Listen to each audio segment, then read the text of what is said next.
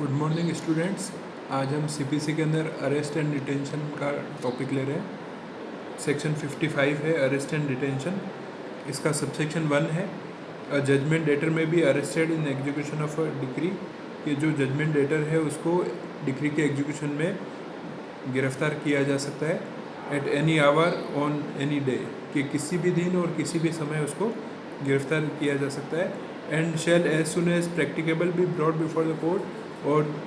जितना practically possible है उतना जल्दी उसको कोर्ट के सामने पेश किया जाएगा। And his detention may be in the civil prison of the district in which the court ordering the detention is situate, और उसको सिविल प्रिजन में उस डिस्ट्रिक्ट में बंद रखा जाएगा जहाँ पे कोर्ट जो ऑर्डर कर रही है डिटेंशन का वो सिचुएटेड है वहाँ पे। और where such civil prison does not afford suitable accommodation, और जब ऐसा वहाँ पे सुटेबल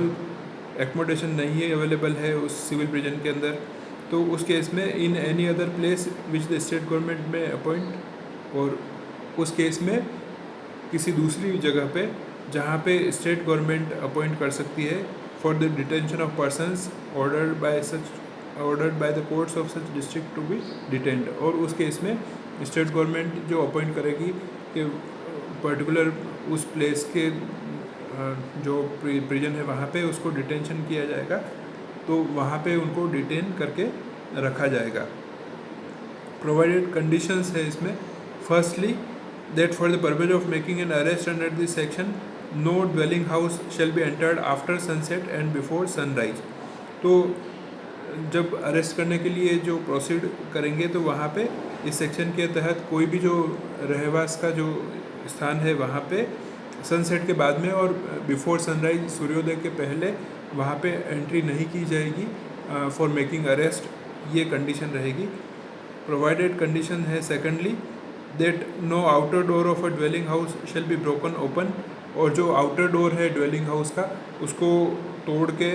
और खोला नहीं जाएगा unless such dwelling house is in the occupancy of the judgment debtor, और जब तक कि ऐसा नहीं हो कि जो प्लेस है ड्वेलिंग हाउस है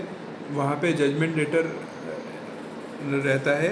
एंड ही रिफ्यूजेज, और वो मना कर देता है, और any way prevents access thereto, या फिर वो वहाँ पे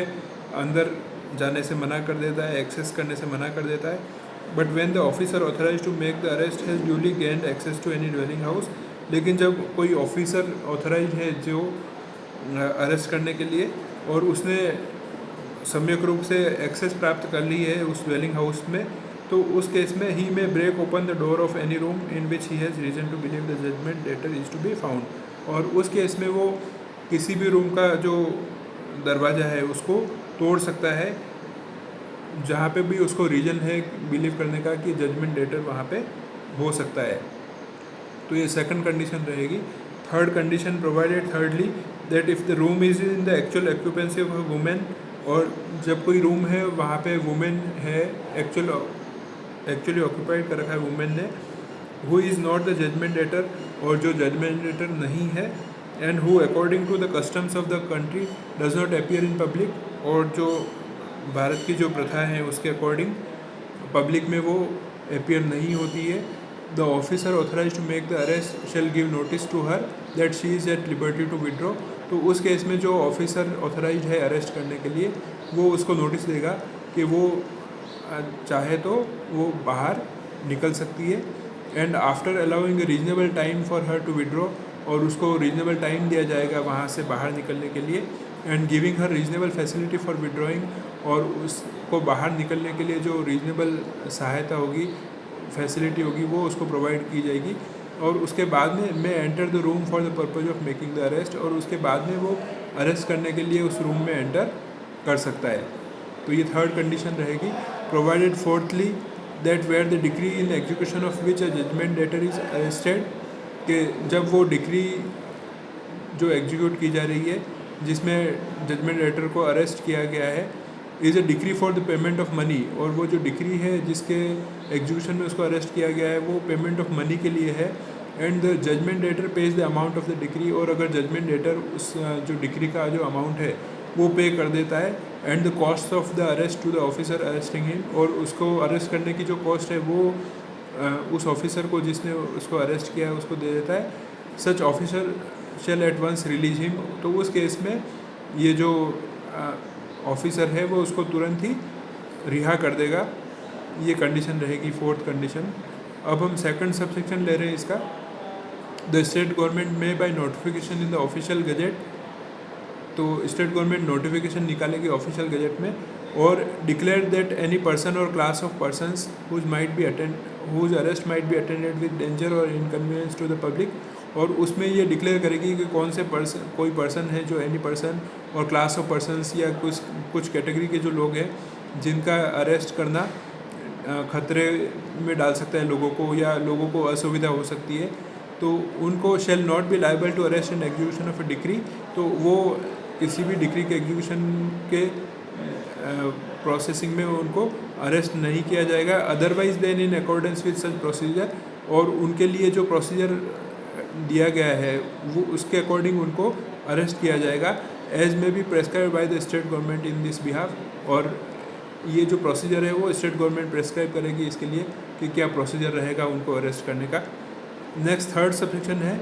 where a judgment debtor is arrested in execution of decree for the payment of money, कि जब कोई जजमेंट डेटर है उसको एग्जीक्यूशन ऑफ डिक्री में अरेस्ट किया गया है और जो वो डिक्री है पेमेंट ऑफ मनी के लिए, and brought before the court, और उसको कोर्ट के सामने लाया जाता है।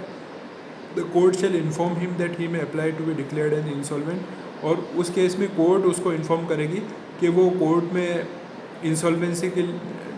डिक्लेयर करने के लिए दावा फाइल कर सकता है,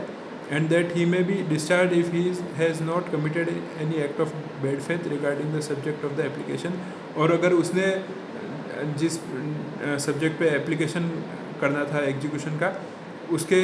रिलेटेड कोई भी बैड फेथ में कोई काम नहीं किया है अगर, तो उसको डिस्चार्ज कर सकता है court. And if he complies with the provisions for the law of the insolvency for the timing in force, और साथ में कंडीशन ये रहेगी कि जो लॉ ऑफ इंसॉल्वेंसी के जो प्रोविजंस है उनको वो टाइमिंग जो एनफोर्समेंट में है उनको वो अगर कंप्लाई करता है तो उसको डिस्चार्ज कर दिया जाएगा। ये थर्ड सबसेक्शन में दे रखा है। फोर्थ सबसेक्शन है where judgment debtor expresses his intention to apply to be declared an insolvent, जब जजमेंट डेटर कोर्ट के सामने अपना इंटेंशन व्यक्त करता है कि वो इंसॉल्वेंट डिक्लेयर होना चाहता है, and furnishes security to the satisfaction of the court, और साथ में कोर्ट को सिक्योरिटी प्रोवाइड कर देता है जितना कोर्ट को उचित लगता है उतना, and that he will with in 1 month so apply, और वो ये कहता है कि उसके 1 महीने के अंदर अंदर वो उसके लिए अप्लाई कर देगा, and that he will appear when called upon in any proceeding upon the application, और वो ये साथ में ये कंडीशन रखता है कि मेरे को अगर इस एप्लीकेशन के तहत अगर कोर्ट के सामने कभी भी बुलाया जाता है तो वो वहाँ पे उपस्थित होगा, और upon that decree in execution of which he was arrested, या फिर जो डिक्री जिसके एग्जीक्यूशन में उसको अरेस्ट किया गया था और उसके लिए भी अगर उसको बुलाया जाता है तो वो कोर्ट में अपीयर होगा। द कोर्ट में रिलीज हिम फ्रॉम अरेस्ट, और उस केस में कोर्ट उसको अरेस्ट से रिलीज कर सकती है, and if he fails so to apply and to appear, और अगर वो इस तरह से अप्लाई नहीं करता है और अपीयर नहीं होता है तो उस केस में the court may either direct the security be realised, और उस केस में कोर्ट ये ऑर्डर कर सकता है कि ये जो सिक्योरिटी दी है उसको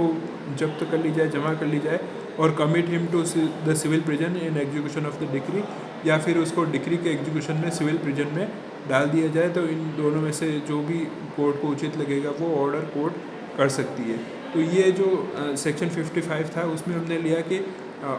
जो अरेस्ट और डिटेंशन में क्या प्रोसीजर रहेगा, क्या कंडीशंस है, किन कंडीशन के तहत उसको अरेस्ट किया जा सकता है जजमेंट डेटर को, ये सब चीज़ें हमने इस सेक्शन में लिए। उससे आगे हम नेक्स्ट क्लास में लेंगे। Thank you very much.